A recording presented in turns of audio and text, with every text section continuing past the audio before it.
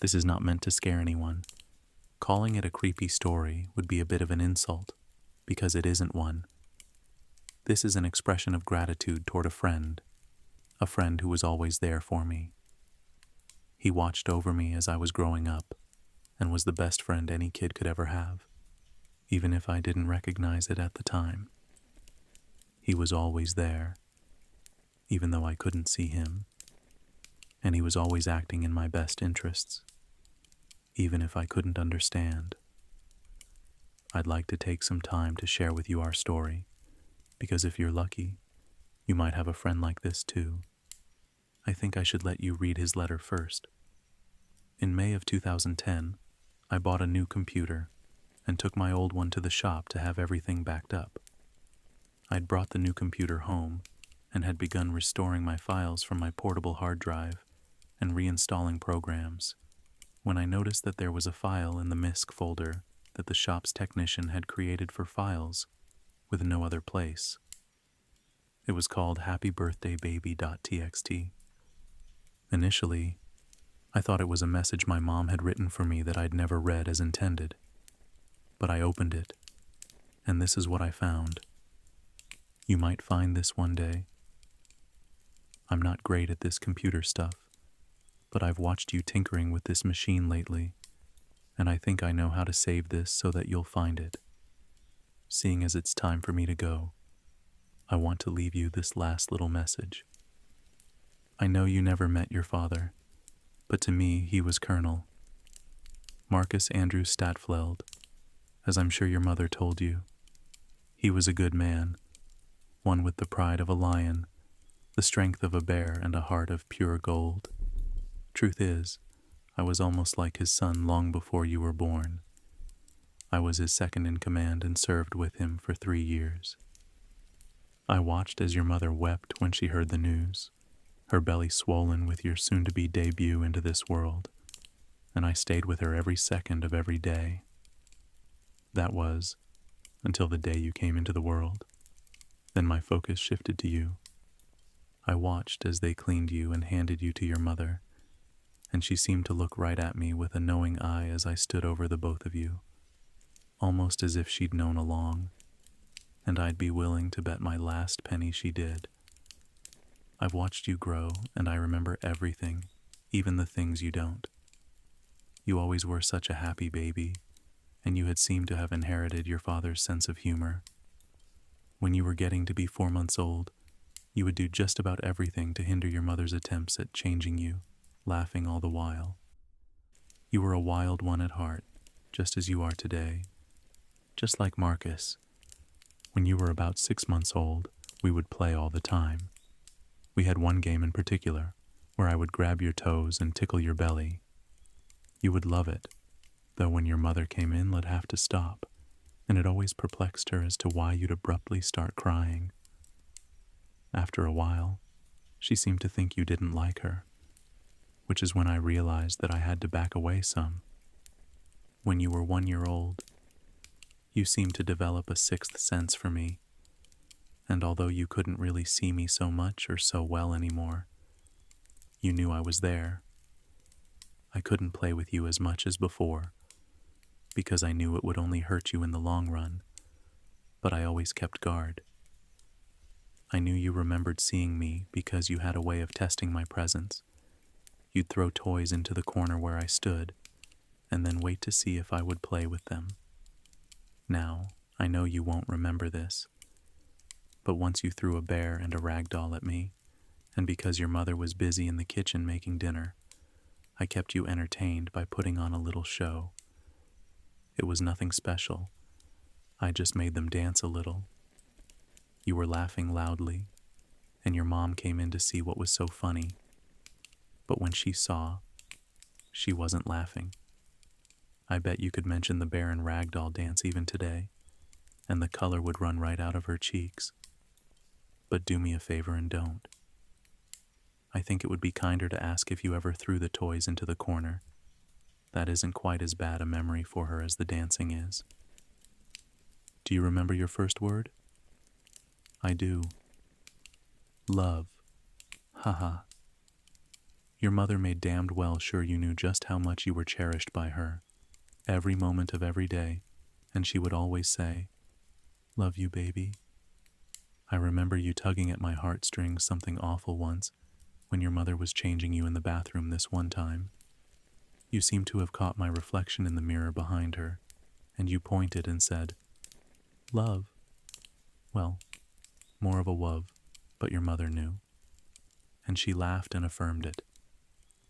It was your only word for a time, but as I walked out of the reflection, you started getting restless, and I knew again that I had to be more stealthy. You were growing more and more every day now, and I couldn't afford to break my promise to your father, which is why I would have to retreat yet again. I broke the rules many times to protect you, for that promise to your father was everything to me. I remember when you were 3 and had mastered walking, you were a regular little scout, haha. You could never keep still. Those little legs had opened up a whole new world to you, and you weren't shy at all about exploring it. One day you were with your mother in the market, and a lady with a shiny purse caught your eye. You went running after her, just as another shopper was running with her trolley in front of her, coming the other way. She didn't spot you, and because you were running after the purse, you didn't see her either. Breaking the rules was not allowed, but allowing you to get hurt wasn't permissible either. By the time you noticed her, it was already too late, and you fell on your bottom before you could scamper out of her way. Left without any other option, I sent that trolley flying into the side of a freezer, and as it crashed, that woman screamed blue murder. A man in a uniform," she screamed. You simply giggled as the crowd gathered, and your mother came running. When she found you at that scene, you were safe and sound, and you pointed to the trolley that had smashed the freezer window. You know what you said to her then? "Love, Mommy." I was hiding by then, embarrassed to have created such a scene, though I have to admit I was laughing on the inside. As you grew and became more aware, so did I, and I finally knew when I could and couldn't intervene. Doing too much would hurt the both of us, so I chose my moments carefully. You were a smart kid, just like your father, and most of the time knew how to handle any and every situation. If there was an option, you took it. Though I slipped up a few times as you were growing up, I do think I did well to keep an eye on you. It was just the little things to make your life a bit easier. Things you probably won't remember, like putting your piano music sheets into your bag at night, turning off your television when you fell asleep, pulling the sheets over you on the colder nights, sorting your drawers, setting your alarm clock, closing your windows and door. You caught me doing one or two of these things a few times, and I want to take the time now to apologize for scaring you. This one time you were doing your homework and fell asleep at your desk, so I filled in all the answers for your math quiz. You'd made such a fuss to your mother earlier about how strict the teacher was about homework, and I knew you knew the answers anyway. But you suspected more than ever when you woke up and found that whole half a sheet you left incomplete was done. You were older and had forgotten that we were friends. Things you saw in the media about ghosts scared you, and you had every right to be afraid. I just want to say I'm sorry. I never meant to make you cry. If only I had taken a little extra care, you'd never have known. I just wanted to keep you safe and happy. As you matured, you began to take form as a little lady and as such, and you began to know the evil of men. Though you had your wits about you, you were always taking stupid risks, and watching over you became a little more of a worry for me. Gradually, I had to expose myself more and more, most memorably that night, when that no-good boy you brought home started putting the moves on you. Your mother was at work. He was only after one thing, and although I knew it wasn't my place to choose for you, you were still only a baby girl, just 15 years old. as he got on top of you and started undressing you, took his top off and began whispering those sweet nothings. Your face said it all. You were scared. And when you told him to stop and he wouldn't, and when you tried to push him off and he got angry, when he struck you and finally tried to put his hand up your skirt, all the evil I kept inside of me broke free at that moment, and it was something I couldn't control. My rage boiled over as I began to growl, the lights flickering, the TV volume rising, the doors and windows crashing open and shut. The keys on your piano began to rattle, and with your father's roar, I yelled, "Get out of the house, boy!" He ran out of that room and you tried to follow, but I slammed that door in your face and wouldn't let the handle go until your mother pulled into the driveway. I'm so sorry, kid. That whole thing traumatized you for a while.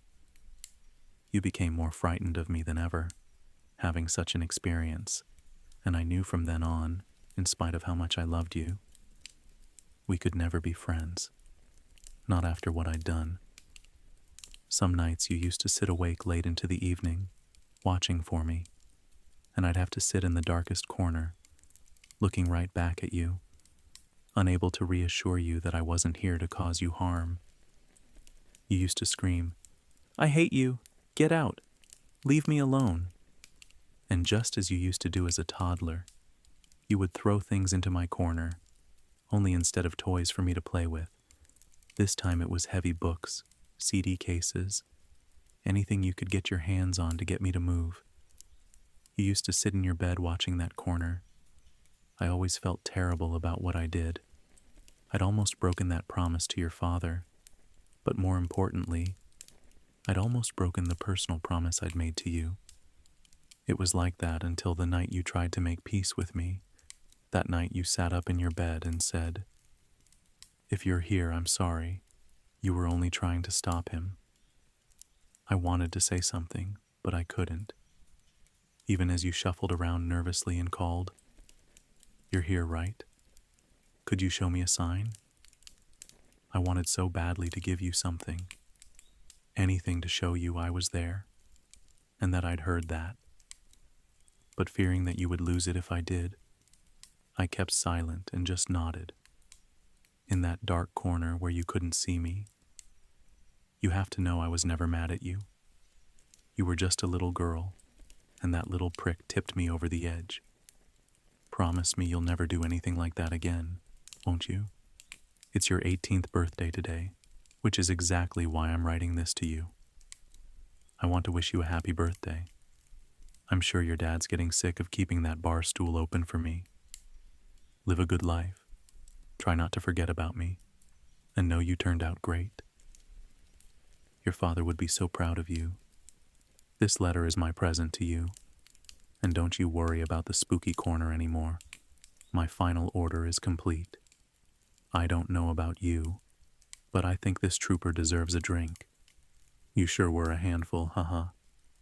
If you find this one day, try calling out to me. Take care, be safe, and live a happy life. Love, Lieutenant Ashley Gilchrist. P.S. If you call out my name, call me what you used to call me as a kid. That always got me to come running. I was gobsmacked when I read this letter. Everything finally made sense. All the things that happened when I was growing up. I'd always thought I was seeing things until that day when my ex-boyfriend almost raped me. I'll be the first to admit that I was scared of him, because I didn't understand what he was, why he was there, or what he was after. But now I see that I had it all wrong. A few days after reading the letter, I asked my mom a few questions about the spooky things that happened when I was growing up. She was very nonchalant about the whole thing, until I mentioned what happened in the market. There, she stopped cleaning, set down her cloth, turned to me and smiled. You always had a guardian angel watching over you, honey. I don't know if it was your father or not, but who or whatever it was, it made sure nothing bad ever really happened to you. As she turned around and began cleaning the dishes, she asked, "So I guess you met it then, right? Your spirit friend?" "Not exactly. He left something for me." I went upstairs, brought my laptop down, and showed her the letter on my computer. My mother was crying by the time she finished, and she told me all about my dad's friend. He was a kind boy. Mark brought him home once to meet me, and he had a certain thing about him. That man was as loyal as a dog to your father. He had a love and respect for him that even I was intimidated by at times. When he came to our home on leave, Marcus nearly had to order him to make himself at home, and he even had to be asked to take his uniform off. He looked up to Marcus almost like a boy looks up to his father. I don't really know his background, but I remember your father telling me that he was a good drinking partner, a fine soldier, and an invaluable friend. She took a deep breath and choked back a few of her tears before continuing on. They found that poor boy and your father all alone in a building that had been overrun by their enemy. They'd been out on recon, and their team got separated when they came under fire. The rest of the boys on your father's team survived, but those two weren't so lucky.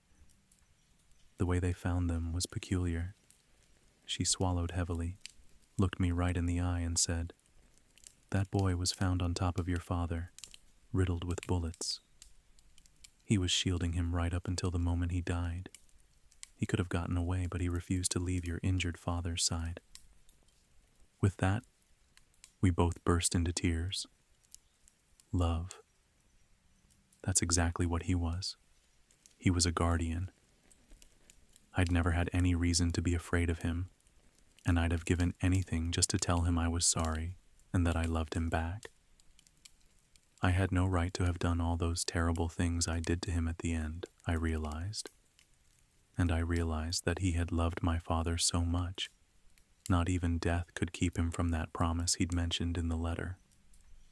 When I asked what the promise was, my mother looked at me and with tears in her eyes said, "It was made in this very house while they were setting up your room.